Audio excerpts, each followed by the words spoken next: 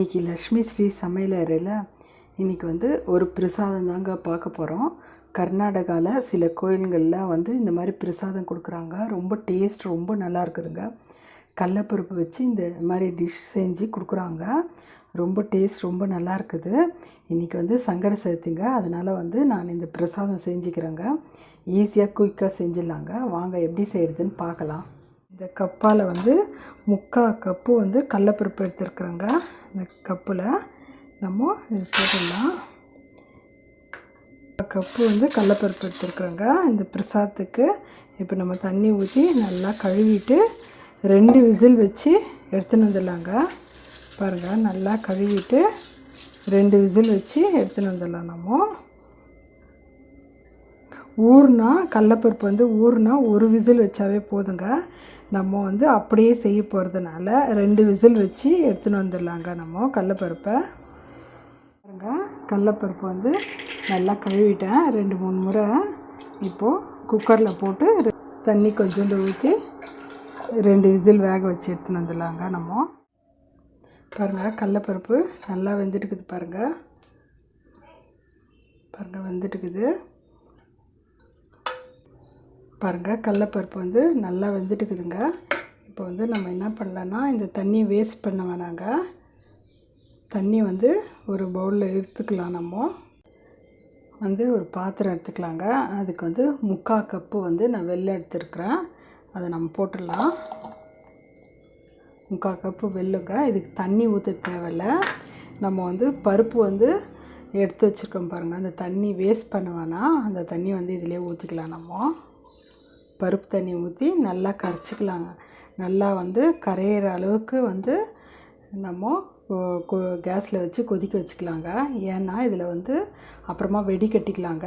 ஏன்னா இதில் கல் மண் தூசுலாம் இருக்குங்க. அதனால் நம்ம நல்லா கொதிக்க வைக்கலாங்க. வெல்லத்தை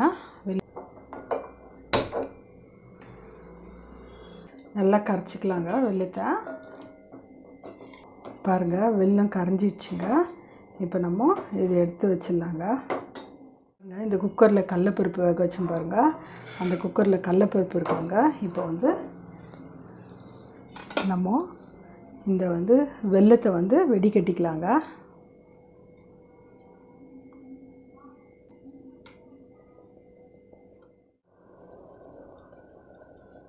பாருங்கள், நல்லா இந்த வெல்லத்தோட இந்த கடலப்பருப்பு நல்லா கொதிக்குதுங்க.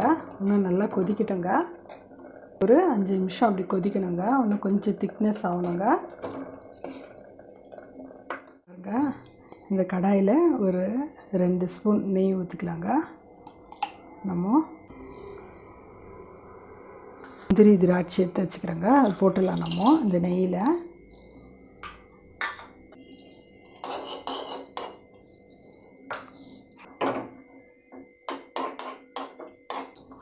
பாருங்கள், கெஜ்ஜூர் கட் பண்ணி வச்சுருக்குறேங்க. ஒரு 2 கெஜ்ஜூர் எடுத்து சின்னதாக கட் பண்ணி வச்சுருக்குறேன். அதுவும் போட்டுடலாங்க. நம்ம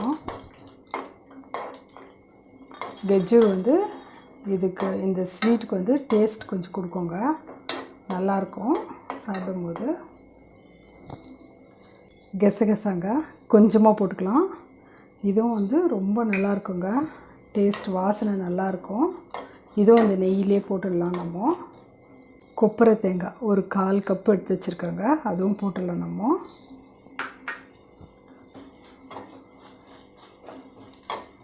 நல்லா இந்த நெய்யில் நல்லா வறுத்துடலாங்க. நம்ம தேங்காய் போடாதீங்க, கொப்பரை போட்டால் நல்லா டேஸ்ட்டுங்க.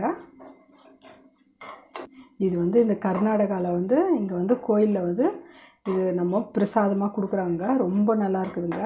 இன்றைக்கி சங்கட சதுர்த்திங்க. அதனால் நான் இந்த கடலப்பருப்பு ஸ்வீட் பண்ணுறேங்க. நான் அவ்வளோதாங்க. ஆயிடுச்சு பாருங்கள், நல்லா செஞ்சிடுச்சு. இப்போ நம்ம இது இறக்கிடலாங்க. பாருங்கள், நல்லா கொதிக்குது. இப்போது நம்ம என்ன பண்ணலான்னா, நம்ம வறுத்து வச்சோம் பாருங்கள், அது கொட்டிடலாம். இது அதெல்லாம் வறுத்து வச்சோம் பாருங்கள், அது கொட்டிடலாம். நம்ம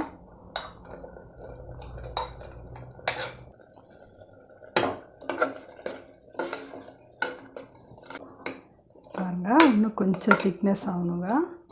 நல்லா நம்ம கலக்கி விட்டுட்டு கொஞ்சமாக ஏலக்காய் பொடி போட்டுக்கலாங்க. பாருங்கள், ஏலக்காய் பொடி வந்து நான் கொஞ்சமாக போடுறேன்.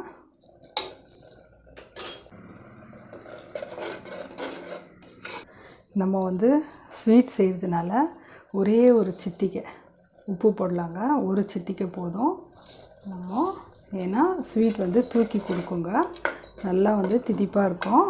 பாருங்கள், இன்னும் லைட்டாக கொஞ்சம் திக்னஸ் வரணுங்க. நல்லா கொச்சிச்சு, நல்லா திக்னஸ் வந்துச்சுங்க.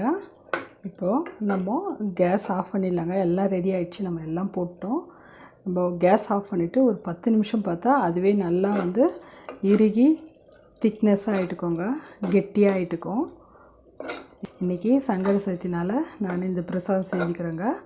சாமிக்கு வச்சு நம்ம பூஜை பண்ணலான்ட்டு.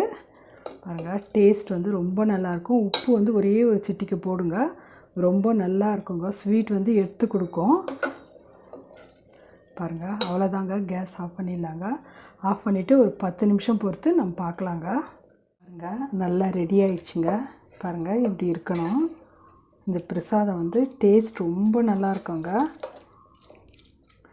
இன்றைக்கி வந்து சாமிக்கு வச்சு நம்ம பூஜை பண்ணிடலாங்க.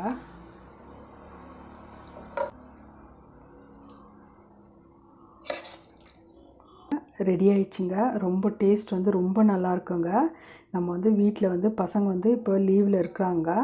வீட்டில் பசங்களுக்கு வந்து எதுனா ஸ்நாக்ஸ் செய்யணுன்னா கூட இது மாதிரி செஞ்சு பசங்களுக்கு கொடுத்தோம்னா வந்து விரும்பி சாப்பிடுவாங்க. நீங்கள் ஒரு டைம் இது மாதிரி செஞ்சு கொடுங்க. இது மாதிரி செஞ்சு பார்த்துட்டு உங்கள் ஃபீட்பேக் எனக்கு சொல்லுங்கள். லைக் பண்ணுங்கள், ஷேர் பண்ணுங்கள், சப்ஸ்கிரைப் பண்ணுங்கள்.